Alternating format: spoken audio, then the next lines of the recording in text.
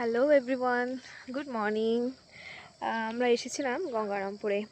আসলে একটু ওই বললা মায়ের ওখানে পুজো দিতে যাব, তাই সকাল সকাল স্নান টান করে রেডি হয়ে গেছি। ভাবলাম বাইরে এত সুন্দর একটা পরিবেশ তোমাদের সঙ্গে একটু শেয়ার করি। দেখো চারপাশটা সকাল সকাল দেখতে কি সুন্দর লাগছে, তাই না? আর এই দেখো ধান ক্ষেত। আসলে এখানকার পরিবেশটা না আমার এই জন্য ভীষণ ভালো লাগে। আর এইদিকে দেখো সবাই একসাথে বেরিয়ে পড়েছি বললা মাকে পুজো দেওয়ার জন্য। আসলে জানো তো, বললা মায়ের বাৎসরিক পুজোতে এর আগে কোনো দিনও যায়নি। মনে খুব ইচ্ছে ছিল একদিন যাবই, কিন্তু ওই সবার মুখে শুনেছি যে ওখানে নাকি খুব ভিড় হয়। আর এবার তো ভিড়টা নাকি আরও বেশি ছিল।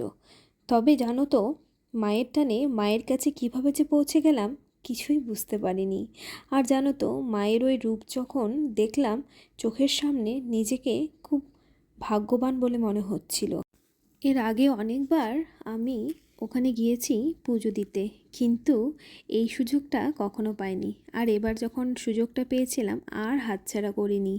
জানো তো, গেটে অনেকটা দূরে আমাদের গাড়ি রাখতে হয়েছিল। পার্কিংটা বেশ দূরে ছিল। ভেবেছিলাম রাতে তো পুজো হয়েছে, খুব ভিড়, হয়তো যেতে পারবো না, তাই আসিনি। তাই ভেবেছিলাম সকাল সকাল সবাই বেরিয়ে পড়বো পুজো করতে। যখনই আমরা সবাই গেটের কাছে পৌঁছলাম, ভিড় দেখে তো আমরা অবাক। শুনেছি রাতেই নাকি ভিড়টা বেশি হয়, কিন্তু পরের দিন সকালে যে এত ভিড় হবে জানো তো, সেটা আশাও করতে পারিনি। এত বিশাল বড় মেলা, সেখানে কত রকমের যে দোকান এসেছে তোমাদের আমি বলে বোঝাতে পারছি না। আর জানো তো, পুরো মেলাটাও মনে হয় ঠিক করে ঘুরতে পারিনি। তোমরা কারা কারা এই বললা মায়ের পুজো দিতে গিয়েছিলে আর এই মেলাতেও ছিলে, আমাকে কমেন্টে জানাতে ভুলো না। সবাই যখন মায়ের মন্দিরের কাছে পৌঁছলাম, জানো তো সেখানে না আর ফোন বার করার সাহস হয়নি। ভিড়টা দেখো, তাহলেই তোমরা বুঝতে পারবে। ভেতরে ধাক্কাধাক্কি করে ঠেলাঠেলি করে যেভাবেই হোক পৌঁছেছিলাম। সেখানে মায়ের মুখটাও দর্শন করেছিলাম, কিন্তু জানো তো, তোমাদের জন্য না কোনো রকম ভিডিও করতে পারিনি গো। আসলে এতটা ভিড়, ফোনটা যে বার করব সেটারও কোনো অপশন ছিল না। অনেকের জানো তো সেখানে ফোনও হারিয়ে গিয়েছিল, তাই ভয়ে আর বার করতে পারিনি।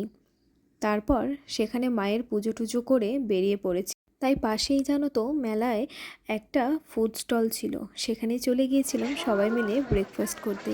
আর জানো তো, আমরা যেই সেখান থেকে পুজো করে বেরোলাম, জানো তো ভিড় আরও উপচে পড়ছিল।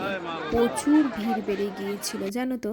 সে যাই হোক, ভিডিওটা তোমাদের কেমন লাগলো কমেন্টে জানাতে ভুলো না। আর হ্যাঁ, যারা আমার ফেসবুক পেজ থেকে দেখছো অবশ্যই পেজটিকে ফলো করে রেখো, আর পাশাপাশি ইউটিউব চ্যানেলটিকেও সাবস্ক্রাইব করে দিও। ওই ভিড়ে তো আর যেতে পারিনি, তাই মেলাটা ঘোরা বাকি ছিল। তাই সন্ধেবেলায় সবাই মিলে চলে গিয়েছিলাম সেখানে মেলা দেখতে, কিন্তু দিদি ওরা বাড়ি ফিরে এসেছিল। ভিডিওটা আজ এখানেই শেষ করছি, টাটা।